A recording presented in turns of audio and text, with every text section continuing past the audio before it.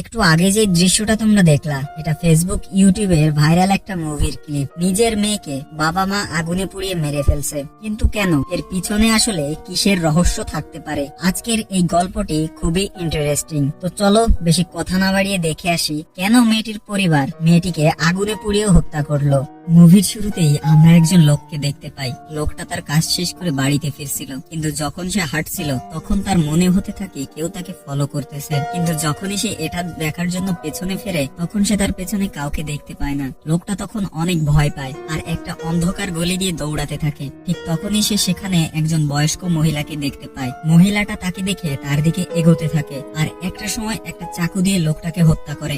এরপরেই আমরা জানতে পারি শহরে এরকম ভয়ঙ্কর আজব ভাবে অসংখ্য মানুষের হত্যা হচ্ছে। পুলিশ প্রশাসন সবাই সেই কিলারকে খুঁজতেছিল, কিন্তু এখন পর্যন্ত কেউ তাকে খুঁজে পায়নি। সবাই মনে করে এই খুনগুলো করছে একটা সাইকো কিলার। দিন চেঞ্জ হলে একটা পরিবারকে দেখতে পাই, যেই পরিবারে একটা মেয়ে ছিল যার নাম গৌরী। গৌরী হঠাৎ করে ঘুম থেকে ওঠে, এরপর আয়নার সামনে এসে দাঁড়ায়। আয়নাতে তার চেহারা দেখে, এরপর সে আবার তার বিছানায় গিয়ে ঘুমিয়ে পড়ে। এখান থেকে সিন কাট হলে আমরা দুজন পুলিশ অফিসারকে দেখতে পাই। তারা তাদের ডিউটি শেষ করে বাড়িতে ফিরতেছিল।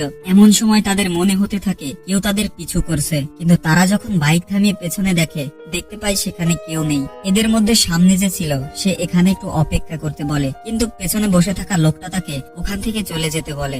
এরপর তারা একটা ফাঁকা জায়গাতে এসে গাড়ি থামায় আর এখানেই তারা কয়েকজন ছোট বাচ্চাকে দেখতে পায়। এরপর যখন সেখান থেকে একজনকে কাছে ডাকে, বাচ্চাটা তখন তার কাছে আসে। তখন তারা খেয়াল করে বাচ্চাটা তার হাতে কিছু একটা লুকিয়ে রেখেছে। পুলিশ তখন বাচ্চাটাকে প্রশ্ন করে, তোমার হাতে তুমি কি লুকিয়ে রেখেছো? ঠিক তখনই বাচ্চাটা পুলিশের মাথায় আঘাত করে তাকে মাটিতে ফেলে দেয়। দ্বিতীয় পুলিশটা যখন তাকে সাহায্য করতে যায় তখনই কেউ একজন তাকেও পেছন থেকে আঘাত করে এবং তাকেও মেরে ফেলে। আর এখানেই সিন কাট হয়। এরপরে আমরা একটা পরিবারকে দেখতে পাই, যেই পরিবারটাতে শাশুড়ি আর বেটার বউ স্টার জলসার শাশুড়ি বেটার বউয়ের মতো সারাদিন ঝগড়া করে। আর এটাই সেই মেয়েটির পরিবার, যেই মেয়েটি হঠাৎ করেই মাঝরাতে ঘুম থেকে জেগে ওঠে। তো সেই পরিবারের লোকেরা শুনতে পায় কোথাও থেকে একটা ভয়ঙ্কর শব্দ হচ্ছে। পুরো বাড়িটা তখন তারা খুঁজতেছিল, কিন্তু একটু পরে তারা বুঝতে পারে শব্দটা একটা আলমারি থেকে আসতেছে। এরপর গৌরীর বাবা যখন আলমারি খুলে ভিতরে দেখে তখন সে দেখে সেখানে তার মেয়ে গৌরী বসে আছে। গৌরী এখানে ভয় পেয়ে কান্না করছিল আর সে ছিল পুরোটাই উলঙ্গ অবস্থায়। পুরো পরিবার বুঝতে পারছে না তার আসলে কি হয়েছে। এখানেই সিন কাট হয়। এরপর আমরা গৌরী আর তার বয়ফ্রেন্ডকে দেখতে পাই। গৌরীর বয়ফ্রেন্ডের নাম ছিল চান্দু। এমনই একদিন চান্দু গৌরীকে একটা নদীর পাশে নিয়ে আসে। এখানে তারা সময় কাটায়। চান্দু তখন গৌরীকে পানিতে নামতে বলে। এরপর গৌরী যখন পানিতে নামে তখন সে পানির ভেতরে অনেকগুলো হাত দেখতে পায়, যে হাতগুলো আস্তে আস্তে তার দিকে আসছিল। এটা দেখে গৌরী ভীষণ ভয় পেয়ে যায়, কিন্তু এখানে অবাক করার বিষয় হলো এই হাতগুলো চান্দু দেখতে পারছিল না। গৌরী এখানে চিৎকার করে কান্না করতে থাকে, কিন্তু তার মুখ থেকে কোনো প্রকার শব্দ বের হয় না। একটু পরেই আমরা বুঝতে পারি যে এটা গৌরীর একটা কল্পনা ছিল, মানে সে সব সময় এমন কিছু একটা কল্পনা করে ভয় পায়। এরপর রাত হয় আর গৌরী আবারও ঘুম থেকে জেগে পড়ে এবং আয়নার সামনে সে পাগলের মতো আচরণ করতে থাকে।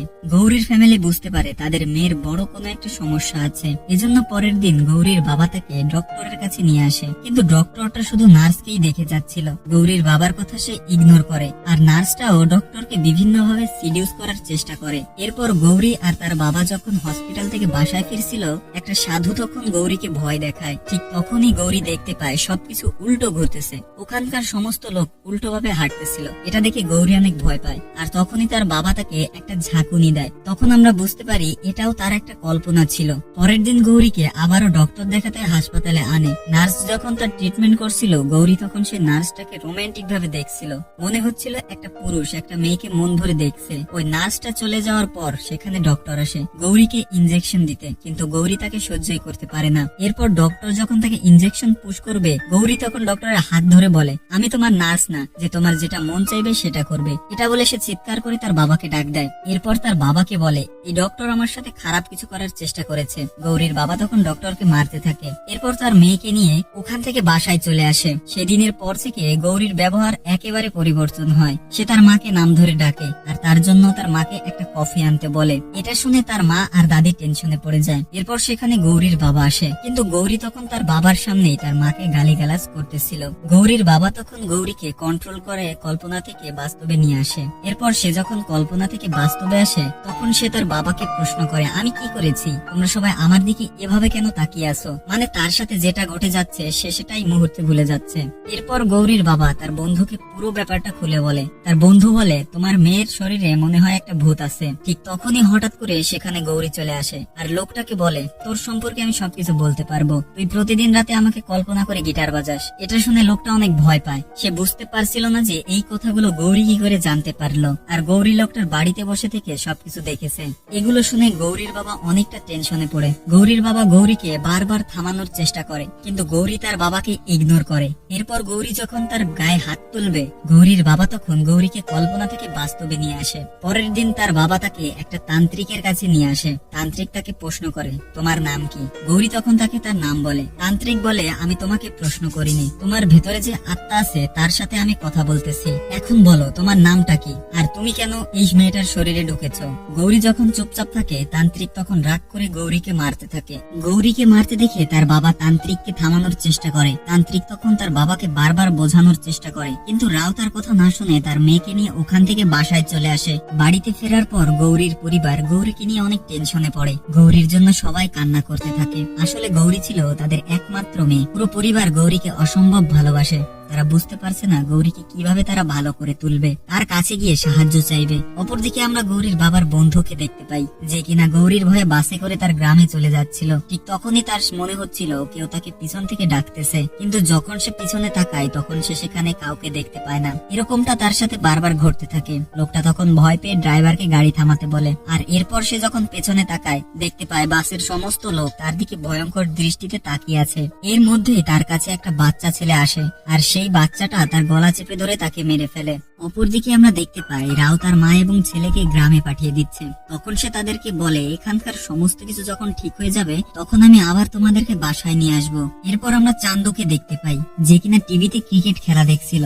এমন সময় হঠাৎ করে লাইট গুলো অফ হয়ে যায়। চান্দু তখন আশেপাশে খুঁজতে থাকে প্রবলেমটা কোথায়। ঠিক তখনই তার সাথে আজব আজব ঘটনা ঘটতে থাকে। তার মনে হচ্ছিল কেউ তাকে তার নাম ধরে ডাকতেছে। এরপর সে যখন পেছনে দেখতে পায় সেখানে কেউ নেই। এমন সময় হঠাৎ করে সে কাপড়ে ঢাকা কাউকে দেখতে পায়। চান্দু যখন সেই কাপড়টা সরিয়ে ফেলে, সে দেখতে পায় সেখানে কেউ নেই। চান্দু তখন অনেক বেশি ভয় পেয়ে যায় এবং সেখান থেকে পালানোর চেষ্টা করে, কিন্তু সে তার সামনে সেম কাপড়ে ঢাকা কাউকে বসে থাকতে দেখতে পায়। চান্দু ওখান থেকে পালাতে গিয়ে হঠাৎ করেই মাটিতে পড়ে যায়, আর তার গলায় লোহার একটা রড ঢুকে ওখানেই তার মৃত্যু হয়। এদিকে গৌরীর বাবা গৌরীকে নিয়ে সবসময় টেনশনে থাকে, আর মেয়ের জন্য কাজে মনোযোগী হতে পারে না। এরপর সে তার মেয়েকে একজন মানসিক ডাক্তারের কাছে নিয়ে আসে, যার নাম ছিল দেবু।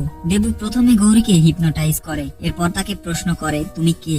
আর তখনই গৌরীর ভেতরে থাকা আত্মাটি দেবুর সাথে কথা বলে। সে বলে, আমার নাম বাবু। বাবু দেবুকে বলে, তুই তোর সাইকিয়াট্রিস্ট ডক্টরই তোর পেছনে ঢোকা, আর মনে রাখ তুই আমার কিছুই করতে পারবি না। এটা শুনে দেবু একটু ভয় পায়। এরপর গৌরীকে চেক করে তার বাবাকে বলে, তুমি কোনো চিন্তা করো না, তোমার মেয়ে ডিওস নামে একটি রোগ হয়েছে, তোমার মেয়েকে ঠিক করতে একটু সময় লাগবে, তুমি কিছুদিন একটু অপেক্ষা করো, আমি তোমার মেয়ের ট্রিটমেন্ট শুরু করব। এদিকে আমরা সেই ডক্টরকে দেখতে পাই। সেই নার্স আর ডক্টরের মধ্যে এখন একটা ভালোবাসার সম্পর্ক হয়েছে। এরা দুজন কোনো একটা কাজের জন্য অন্য একটা হাসপাতালে এসেছে। একটু পর ডক্টর নার্সকে একটি রুমে নিয়ে আসে, আর এখানে তারা ওইসব করছিল। হ্যাঁ ভাই, যেটা ভাবছো ওইটাই। কাজ কাম শেষ হওয়ার পর মেয়েটা যখন ওয়াশরুমে যায় ফ্রেশ হওয়ার জন্য, ঠিক তখনই পিছনে থেকে কিছু একটা শব্দ শুনতে পায়, আর তখনই তার রিয়াকশনটা পাল্টে যায়। আর এদিকে ডক্টর কিছু একটা খুঁজতেছিল। তখন মেয়েটা আবারও ডক্টরের কাছে আসে এবং ডক্টরকে আবারও সিডিউস করার চেষ্টা করে। তারপর একজন আরেকজনকে হাত করে, আর তখনই সেই মেয়েটা ডক্টরের পিঠে কিছু একটা ঢুকিয়ে দেয়। এরপর ক্যামেরায় যখন দুজনকেই দেখায়, আমরা দেখতে পাই সেম টাইমে ডক্টরও মেয়েটার পিঠে কিছু একটা ঢুকিয়ে দিয়েছে। মানে এরা দুজন না চাইতেও একজন আরেকজনকে হত্যা করে ফেলে। এরপর রাও যখন এই নিউজটা টিভিতে দেখে তখন সে অবাক হয়ে যায়। এই নিউজটা শুনে গৌরী তখন বাইরে আসে আর তার বাবাকে বলে, আমি তাদেরকে একে অপরের মাধ্যমে হত্যা করিয়েছি। শুধু এটুকুই না, আরো অনেকগুলো কাহিনী আছে।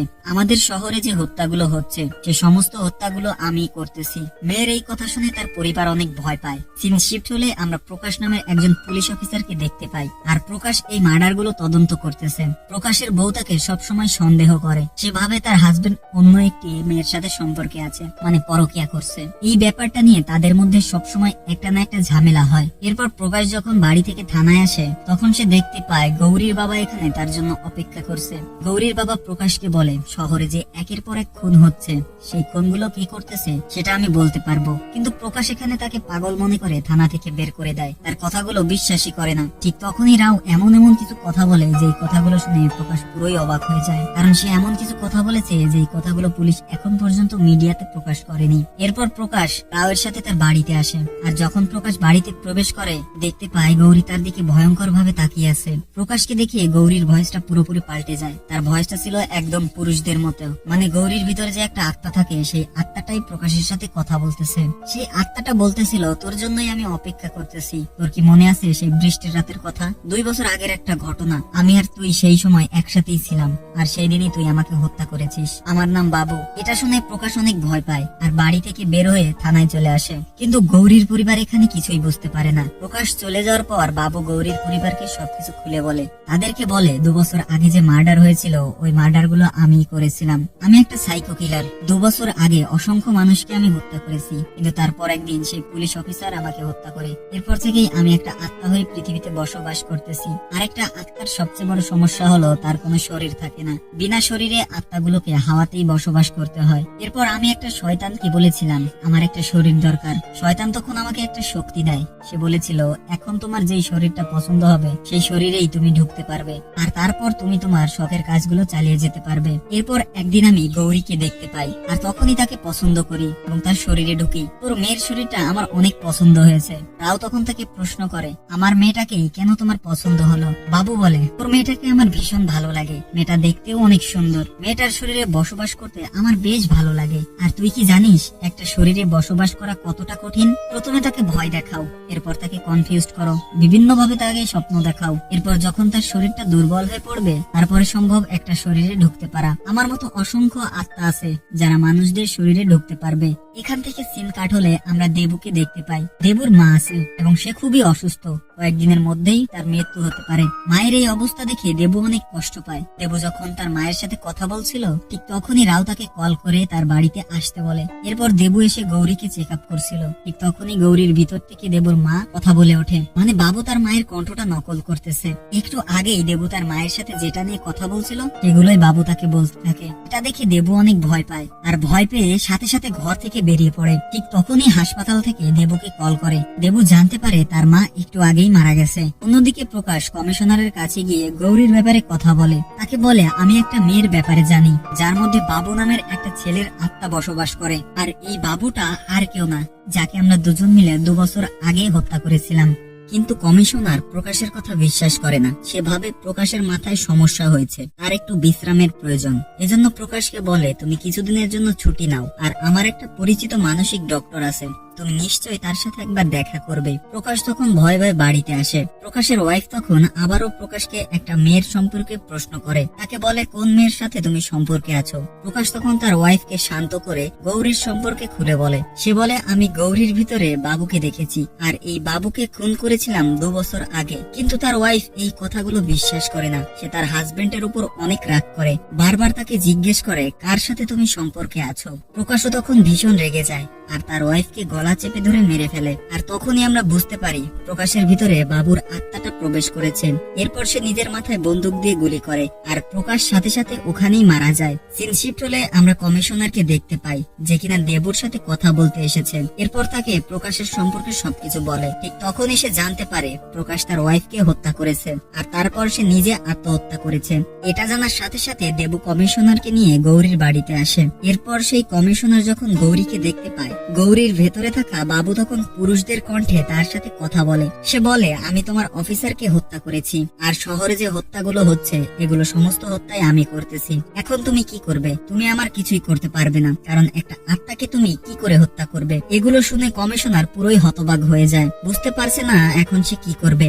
এরপর এরা সবাই সেই তান্ত্রিকের কাছে আসে, আর এটা সেই তান্ত্রিক যাকে আমরা মুভির শুরুর দিকে দেখেছিলাম। এখানে আসার পর তান্ত্রিককে সবকিছু খুলে বলে, তার কাছ থেকে সাহায্য চায়। তান্ত্রিক তখন তাদেরকে একটা আইডিয়া বলে, গৌরীর মধ্যে যে একটা আত্মা বসবাস করে ওই আত্মাটা কখনোই গৌরীর ভিতর থেকে বের হবে না। তাকে বের করার একটাই রাস্তা আছে, আর সেটা হলো গৌরীকে তোমাদেরকে হত্যা করতে হবে। ঠিক তখনই তান্ত্রিকের শরীরে একটা ব্যথা শুরু হয়। তাকে দেখে এমনটা মনে হচ্ছিল তাকে কেউ হত্যা করবে। তার পুরো শরীরটা হাওয়াতে ভাসতেছিল। এটা দেখে তারা সবাই অনেক ভয় পায়। পায়। এমন সময় তান্ত্রিকের শরীরটা উপর থেকে মাটিতে পড়ে আর তান্ত্রিক ওখানেই মারা যায়। এটা দেখে সমস্ত লোক ভয় পেয়ে ওখান থেকে বাইরে আসে। এরপর সবাই মিলে বাসায় ফিরছিল। দেবু তখন রাওকে বলে, তোমার কাছে এখন একটাই রাস্তা আছে, তোমাকে এখন গৌরীকে হত্যা করতে হবে। এই কথা শুনে রাও পুরোপুরি অবাক হয়ে যায়। প্রথম দিকে তার কথা সে ইগনোর করে, কিন্তু অসংখ্য মানুষের জীবনের পরিবর্তে একটা মানুষের মৃত্যু হবে এটা ভেবে তারা ঠিক করে তারা তাদের মেয়েকে হত্যা করবে। এরপরে সবাই মিলে একটা প্ল্যান করে। একটু পর রাও তার বউকে নিয়ে বাড়িতে আসে। রাও তার মেয়ের সাথে কথা বলে, আর তখন তার মেয়ের শরীরে বাবুর আত্মা ভর করেছিল। এদিকে গৌরীর মা একটা বালতি খালি করে আর সেই বালতিটা কেরোসিন তেল দিয়ে ভর্তি করে। এদিকে বাবু রাওকে বলছিল, দেখো এই সিক্রেটটা যদি আমাদের মধ্যেই রাখতে পারো তাহলে ব্যাপারটা অনেক সুন্দর হবে। আমি ওই দেবু আর কমিশনারকে হত্যা করব, আর গ্রামে থাকা তোমার বাচ্চা আর মাকেও হত্যা করে ফেলবো, আর তারপর থেকে আমরা তিনজন আনন্দ নিয়ে একসাথে থাকবো। এভাবে তারা যখন এখানে গল্প করতেছিল তখনই পেছন থেকে গৌরীর মা তার গায়ে কেরোসিন তেল ঢেলে দেয়। বাবুর আত্মা তখন কিছুই বুঝতে পারে না, আর তখন রাও পকেট থেকে লাইটার বের করে আগুন জ্বালায়। এরপরে আগুনটা তার মেয়ের শরীরে দেয়। গৌরী তখন সেখানে চিৎকার করে কান্না করতে থাকে, আর তার পরিবার দৌড়ে ঘর থেকে বের হয়ে দরজাটা বাইরে থেকে লক করে দেয়। ভিতর থেকে গৌরী তখন চিৎকার করে তার বাবাকে সাহায্য করতে বলে। তাকে বাঁচানোর জন্য কান্না করতে করতে তার বাবাকে রিকোয়েস্ট করতে থাকে। এটা শুনে তার বাবা হাউমাউ করে কান্না করতে থাকে। এরপর তার মেয়েকে বাঁচানোর জন্য ঘরে যাওয়ার চেষ্টা করে, কিন্তু ডক্টর তাকে শক্ত করে ধরে। সে তখন রাওকে বলে, তুমি কি ভুলে গেছো তোমার মেয়েটা যে কোনো সময় যে কোনো কণ্ঠে কথা বলতে পারে? কিন্তু রাও তার মেয়ের জন্য কান্না করতে থাকে, মেয়েকে বাঁচানোর জন্য বারবার চেষ্টা করে। তো দেখতে দেখতে মেয়েটা কান্না করতে করতে আগুনে পুড়ে ওখানেই মারা যায়। সিন এখানেই কাট হয়। এরপর আমরা দেখতে পাই দেবু একটা আর্টিকেল লিখতেছিল, দুনিয়াতে কোনো ডক্টরই আত্মা আর ভূতকে বিশ্বাস করে না, কিন্তু মেয়েটার এই ঘটনা দেখে আমি বুঝতে পেরেছি দুনিয়াতে ভূত নামে অবশ্যই কিছু একটা রয়েছে। আর এই মুভির গল্পটা এখানেই শেষ হয়। তো ভিডিওটা কেমন লাগলো জানাতে ভুলবেন না, আর আপনারা যারা আমাদের চ্যানেলে নতুন আছেন তারা অবশ্যই চ্যানেলটি সাবস্ক্রাইব করবেন।